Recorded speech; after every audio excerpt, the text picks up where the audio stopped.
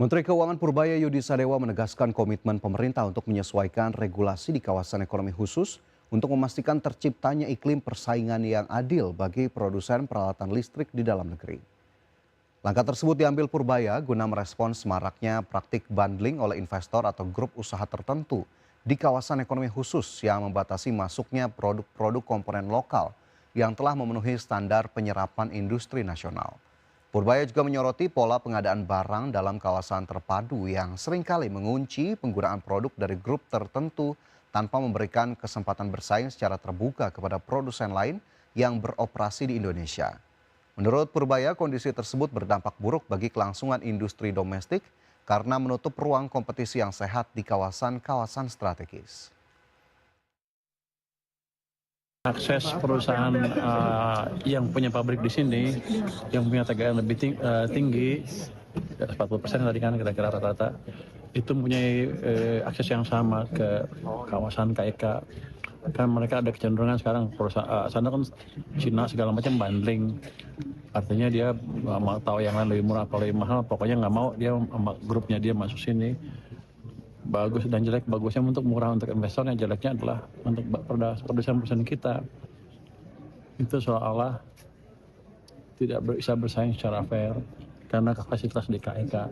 Nanti kita atur supaya produsen dalam negeri walaupun perusahaan nasi yang udah punya pabrik di sini mempunyai kesempatan yang sama untuk.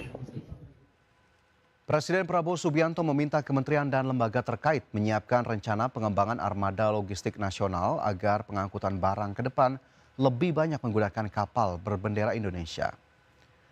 CEO Danantara Rosan Roslani mengatakan arahan tersebut disampaikan Presiden setelah menyoroti dominasi kapal asing dalam aktivitas pengiriman barang di Indonesia.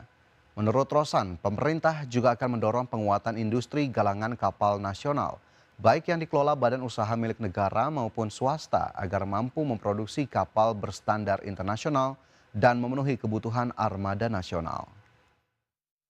Bagaimana pengembangan dari armada kita yang dimana sekarang dilihat oleh Bapak Presiden pengiriman barang-barang itu 95% berbendera asing. Bagaimana supaya ini ke depannya juga supaya bisa berbendera Indonesia dan diminta rencana pengembangannya itu seperti apa. Kan kita juga ada galangan-galangan kapal, baik itu yang BUMN maupun swasta nasional yang selama ini kita ingin coba tingkatkan, kita ingin coba majukan sehingga penerapan pembuatan kapal-kapal itu bisa dilakukan Indonesia, tetapi juga sesuai dengan. Kepala Staf Kepresidenan Dudung Abdurrahman mendorong integrasi ekosistem mineral kritis logam tanah jarang untuk memperkuat ketahanan nasional dan hilirisasi sumber daya mineral Indonesia.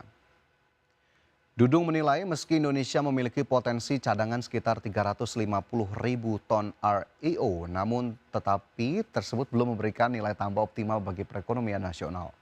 Selain itu, pengelolaan logam tanah jarang di dalam negeri masih menghadapi sejumlah tantangan, mulai dari keterbatasan teknologi ekstraksi dan pemurnian, standar regulasi dan pengawasan yang belum optimal, lemahnya pencatatan rantai pasok, serta risiko kebocoran sumber daya akibat ekspor yang belum memberikan nilai tambah maksimal. Logam tanah jarang merupakan bahan baku utama berbagai industri strategis masa depan, termasuk semikonduktor, kendaraan listrik, baterai, energi terbarukan, hingga teknologi pertahanan canggih. Nilai tambah terbesar logam tanah jarang justru tercipta setelah proses pemisahan dan pemurnian hingga menjadi magnet permanen serta komponen industri berteknologi tinggi. Dari kegiatan yang kita lakukan, saya mengkoordinasikan rapat lintas kementerian dan lembaga ini untuk memperkuat tata kelola ekspor mineral kritis yang mengandung logam tanah jarang. Ekspor yang mengandung LTJ sebagai logam ikutan menjadi masalah seperti kasus di Pangkal Pinang. Ini karena ada kekosongan aturan tentang kandungan maksimal mineral ikutan LTJ yang diperbolehkan. Kalau LTJ belum diatur, APH tidak boleh mengada-ada. Dan jangan ada APH termasuk TNI yang menghambat ekspor kalau memang tidak ada aturan. Masih bersama kami di Prime Market Highlights, pemirsa. Menteri Koordinator Bidang Infrastruktur dan Pembangunan Kewilayahan Agus Harimurti Yudhoyono mendorong kawasan kunci bersama menjadi model pengembangan kawasan berbasis aglomerasi polisentris. Untuk mendukung integrasi kawasan tersebut, AHY menilai optimalisasi Pelabuhan Patimban sebagai gerbang logistik laut dan Bandara Kertajati sebagai gerbang logistik udara perlu dipercepat. Menteri Koordinator Bidang Infrastruktur dan Pembangunan Kewilayahan Agus Harimurti Yudhoyono mendorong kawasan kunci bersama yang berada di Jawa Barat hingga Jawa Tengah menjadi model pengembangan kawasan berbasis aglomerasi polisentris.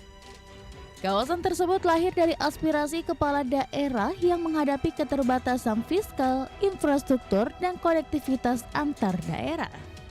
AHY menegaskan pengembangan kawasan tidak cukup hanya membangun proyek infrastruktur secara terpisah, melainkan harus dilakukan secara terintegrasi agar saling mendukung. Untuk mendukung integrasi kawasan tersebut, AHY menilai optimalisasi Pelabuhan Patimban sebagai gerbang logistik laut dan Bandara Kertajati sebagai gerbang logistik udara perlu dipercepat. Pertumbuhan ekonomi, kalau tadi kita petakan berdasarkan data BPS yang sudah bisa kita ikuti semua, dari 10 kabupaten kota itu ada yang pertumbuhan ekonominya masih di bawah 5%, ada yang sekitar 5%, dan ada yang sudah lebih dari 5%. Artinya ada yang sudah seimbang dengan rata pertumbuhan ekonomi nasional, ada juga yang masih di bawah. Nah, inilah yang perlu kita dorong. Kita sepakat bahwa salah satu aspek pendongkrak dari pertumbuhan ini adalah infrastruktur konektivitas. Pemerintah berharap setiap daerah yang masuk dalam kawasan kunci bersama berkembang sesuai potensi dan keunggulannya, sekaligus saling memperkuat pertumbuhan kawasan secara menyeluruh. Dari Jakarta, Tim Liputan IDX Channel. Menteri Koordinator Bidang Perekonomian Erlangga Hartarto menilai kondisi pasar secara umum masih relatif terjaga pasca keputusan mundurnya Peri Warjio dari posisi Gubernur Bank Indonesia. Terkait mundurnya Peri Warjio, Erlangga menyebut hal terpenting yang harus dilakukan adalah komitmen kelembagaan BI untuk terus menjalankan perannya dalam mengawasi stabilitas nilai tukar rupiah dan kebijakan moneter. Terkait calon figur yang akan mengisi posisi pimpinan Bank Sentral mendatang, Erlangga mengatakan keputusan tersebut sepenuhnya berada di tangan Presiden Prabowo Subianto. Ya, tentunya kan tadi sudah disampaikan oleh Ibu Destri. Ibu Destri bertindak sebagai pejabat Gubernur BI. Tapi dampaknya gimana nanti Pak ke investasi dan lain-lain? Ke market. Prediksinya gimana Pak? Ya, kan yang penting kan institusinya. Dan institusi BI kan tetap menjalankan fungsi untuk menjaga nilai tukar dan juga menjaga